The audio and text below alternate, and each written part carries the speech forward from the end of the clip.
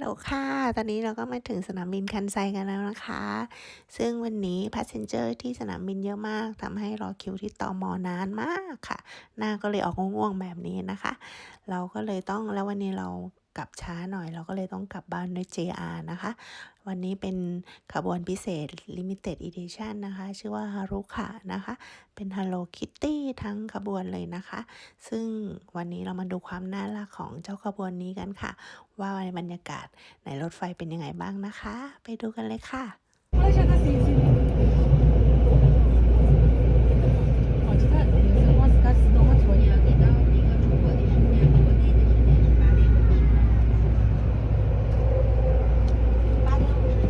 ありがとうございます。ただいまから特急券を拝見いたします。自由席特急券をお出しください。ご協力をお願いいたします。Show me the limited express non-reserved seat.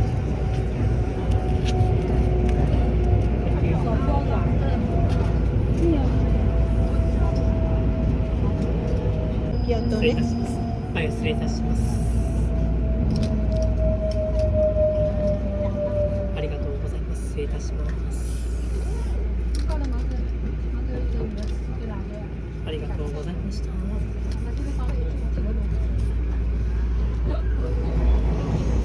Where are you going station? Where are you going station? Would you like to go? 新大阪是吧？大阪。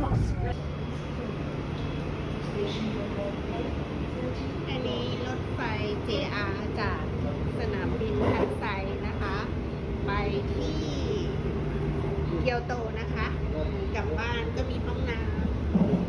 ค่ะชายหญิงห้องน้ำนะคะห้องน้ำในรถไฟนะคะ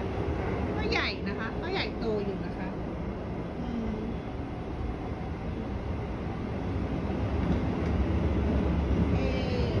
ก็มีที่ไว้กระเป๋าตรงนี้นะคะค่ะแล้วก็หน้าตาลายมันน่ารักมากเลยค่ะ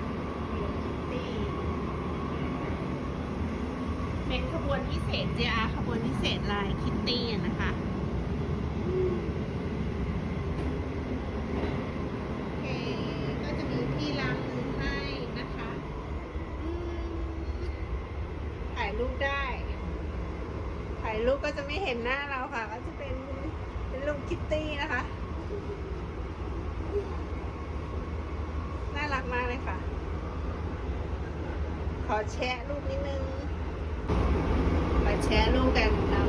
เป็นคิตตี้นะคะนี่ไงคะมุมถ่ายรูปค่ะในรถไฟเป็นที่ระลึกค่ะถ่ายแล้วค่ะไปค่ะวิ่งเร็วมากเลยนะคะฝนตกค่ะวันนี้ตรงนี้ก็มีที่ยืนกินข้าวที่ชมวิวนะคะไหนดูติ๊กเก็ตซิราคาเท่าไหร่จากสนามบินคันไซไปที่บ้านนะคะเท่านี้ 3,111 ก็ชมวิวไปค่ะไปนั่งที่ดีกว่านะคะมาดูความน่ารักของรถไฟขบวนนี้แค่นี้ค่ะฮารุค่ะ JR ฮารุค่ะ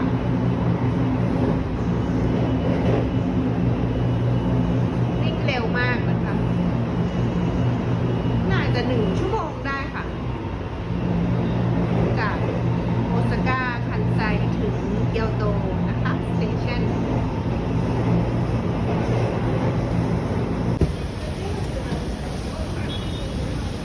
หลังฝนตกนะคะถึงแล้วค่ะเกียวโตถึงแล้วค่ะเกียวโตทาวเวอร์ยามค่ำ